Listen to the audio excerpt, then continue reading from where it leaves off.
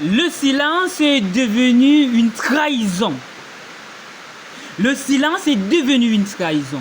Il y a un moment où regarder son pays s'effondrer, sans parler, c'est devenu complice de sa chute. Ce moment est arrivé. Trop de parents honnêtes meurent dans l'oubli.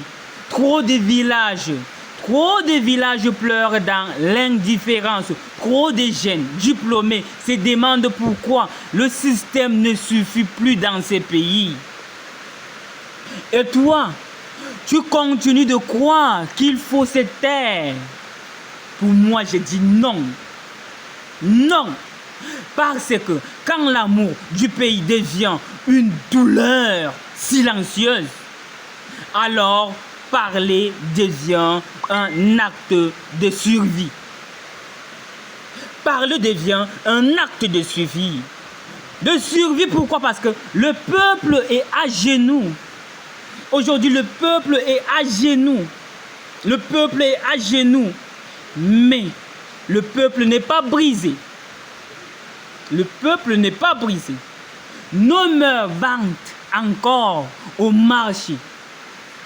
Elles partent au marché à 5 heures. Souvent, on les agresse. Elles sont là. Elles se battent encore pour nous. Nos mamans. Elles vantent encore au marché pour nourrir les enfants. Nos parents espèrent encore une retraite digne. Nous les jeunes, on rêve encore malgré l'humiliation, malgré l'abandon et le rejet et certains systèmes. On rêve encore. Et pourtant, l'État ferme le jeu. L'État ferme le jeu. Les routes sont des pièges mortels. Des hôpitaux deviennent des couloirs, des larmes. Les concours sont souvent verrouillés. Les projets sont étouffés par l'injustice. Le Cameroun ne manque pas d'intelligence.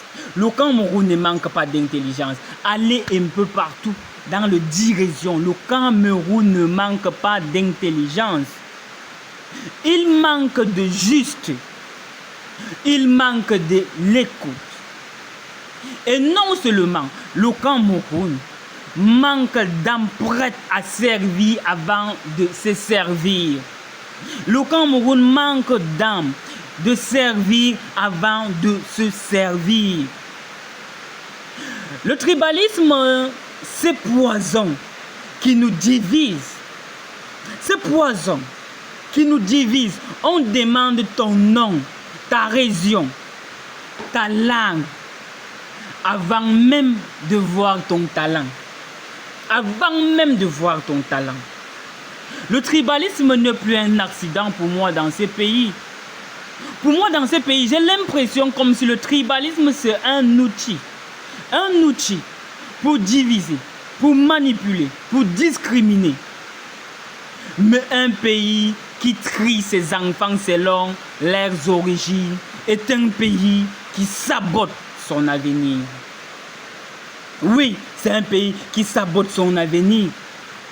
L'unité n'est pas une option. L'unité n'est pas une option. L'unité, c'est notre dernière chance.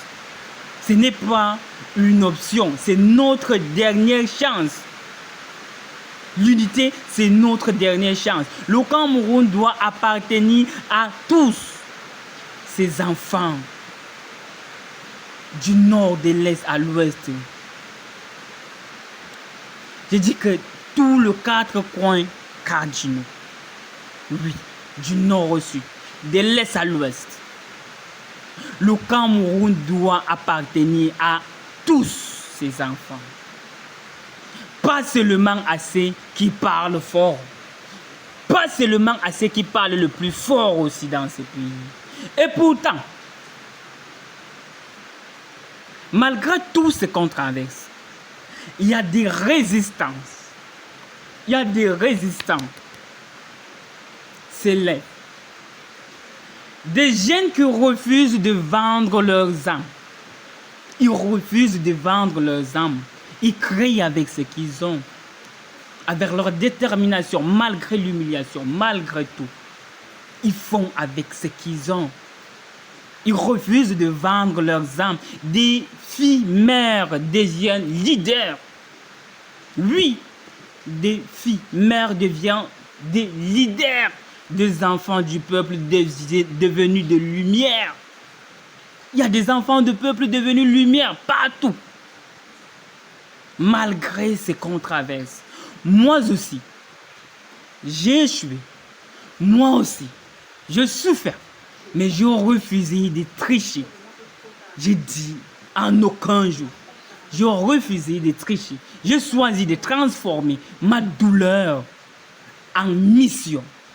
Je suis Nya Vunfu. Fils d'un peuple abandonné, né dans la douleur, forgé dans la souffrance, mis en œuvre ses résiliences avec des échecs d'abandon et des rejets dans la société. Oui, mais je suis resté debout. Je suis resté à l'état initial pour un seul objectif. Le lendemain meilleur. Oui. Et si tu regardes cette vidéo, c'est que toi aussi, tu sens cette rage dans ton cœur. Cette envie de dire assez. Assez. Tu choisis quoi? Maintenant, tu veux réussir? Mais à quel prix tu veux réussir? À quel prix? Mentir, tricher ou devenir lumière pour ceux qui te regardent?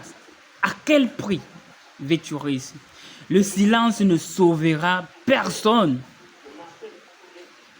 Le regret ne bâtira rien. Il est temps de devenir cette voix, ce flambeau, ce témoin.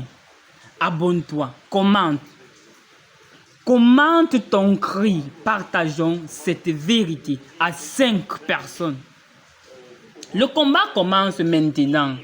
Ce n'est pas un rêve, c'est un appel. Et si le Cameroun doit renaître, ce sera par toi, ce sera par moi, ce sera par nous tous si le Cameroun doit renaître. Parce qu'on ne trahit pas sa terre, on ne trahit pas sa terre, parce qu'on ne trahit pas sa terre. Oui, on ne trahit pas sa terre. Même quand ces pays nous fait mal, on ne trahit pas sa terre. Même quand l'injustice est partout, on ne trahit pas sa terre. Même quand l'État ferme le jeu sur nos larmes, on ne trahit pas sa terre.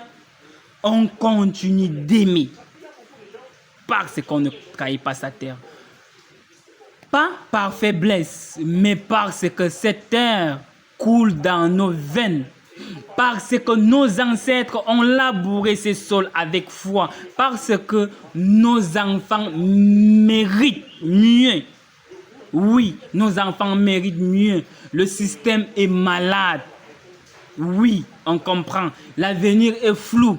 On comprend. Mais notre foi est plus forte que leurs abandons.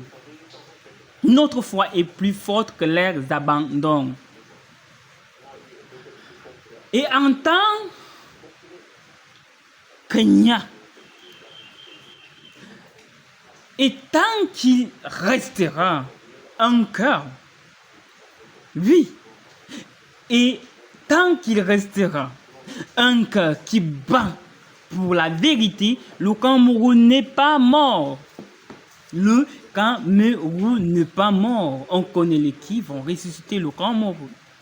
Le Cameroun n'est pas mort. Il est en gestation. Le Cameroun est en gestation, en pleine gestation. Il attend des bâtisseurs. Le Cameroun est en pleine gestation. Il attend le bâtisseur, pas des spectateurs. Il attend le bâtisseur, pas le spectateur. Alors, si tu entends ma voix, deviens ces bâtisseurs. Deviens ces bâtisseurs. Sois le cri qu'on ne peut plus étouffer. Soit le flambeau qu'on ne pourra jamais éteindre. C'était Nya Vun Phu, le fondateur.